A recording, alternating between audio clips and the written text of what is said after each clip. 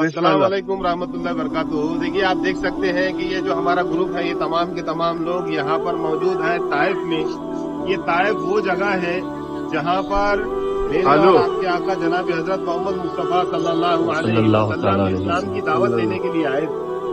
जब अल्लाह के रसूल सल्लल्लाहु अलैहि वसल्लम को मक्का में सताया गया तो अल्लाह के रसूल सल्लल्लाहु अलैहि वसल्लम ने ये सोचा कि ये मक्का वाले मुझे तकलीफ दे रहे हैं, तो मैं दीन को हमारे ज्यादा से ज्यादा फायदा हो, अगर ताइफ वाले अगर दीन की बात को कबूल कर लेते हैं तो कल हमारे इस्लाम को फायदा पहुंचेगा। इस नियत से अल्लाह के रसूल सल्लल्लाहु अलैहि वसल्लम ने यहाँ पर तशरीफ लेकर आए।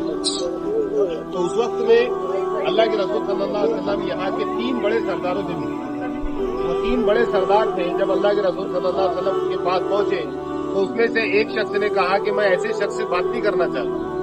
दूसरे ने कहा कि अल्लाह ताला को तू ही बना मिला है जो नबी बनाकर भेजता। और तीसरे ने बुरा भला कहा और किसी ने भी आप सल्लल्लाहु अलैहि वसल्लम की बात को नहीं मानी। तो अल्लाह के रसूल सल्लल्लाहु अलैहि वसल्लम ने ये सोचा कि चलो मैं औरों से भी बात करता हूँ। तो अल्लाह के रसूल सल्लल्लाहु अलैहि वसल्लम यहाँ पर और लोगों से भी बात करने के लिए आप गए। तो यहाँ के जो लोग थे उन लोगों ने अल्लाह के रसूल सल्लल्लाहु अलैहि वसल्लम के पीछे अवबाश लड़कों को लगा दिया और उन अवबाश लड़के जो है अल्लाह के रसूल सल्लल्लाहु अलैहि वसल्लम को पत्थर मारते थे।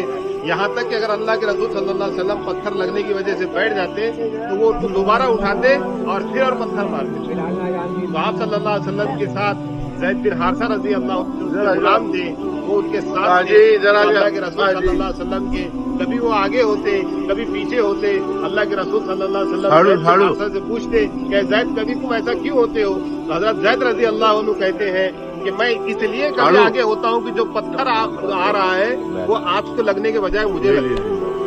फिर पीछे इसलिए होता हूँ कि जो पत्थर पीछे से आ रहा है तो वो आपको लगने के बजाय मुझे लग जाए।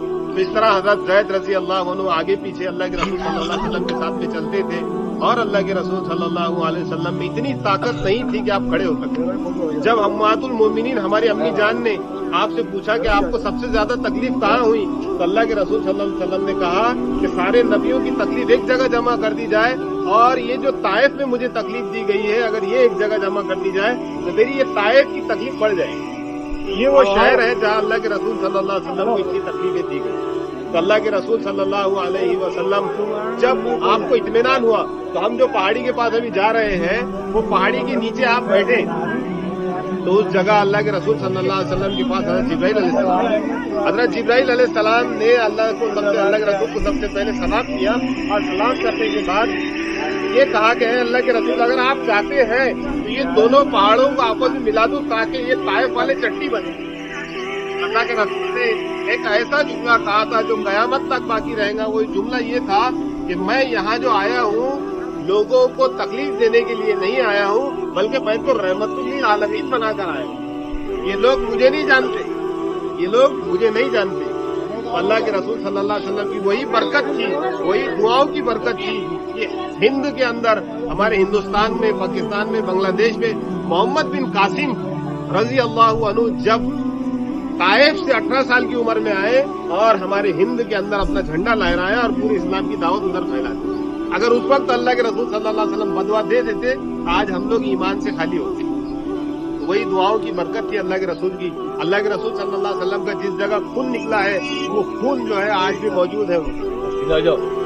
तो अल्लाह के रसूल सल्लल्लाहु अलैहि वसल्लम ने फिर एक जगह एक बाग के अंगूरों का जो बाग था उसमें आप गए, उसमें थोड़ा इत्मीनान हुआ, आपको अंगूर पेश किए गए और अल्लाह के रसूल सल्लल्लाहु अलैहि वसल्लम से तकरीबन ये 40 दिन का सफर जिससे आप सल्लल्लाहु अलैहि वसल्लम को बहुत ज्यादा तकलीफ हुई। अल्लाह ताला से दुआ करे कि अल्लाह ताला जो है हम लोगों को अल्लाह के रसूल सल्लल्लाहु अलैहि वसल्लम के तरीकों पर चलने की तौफीक अता फरमाए।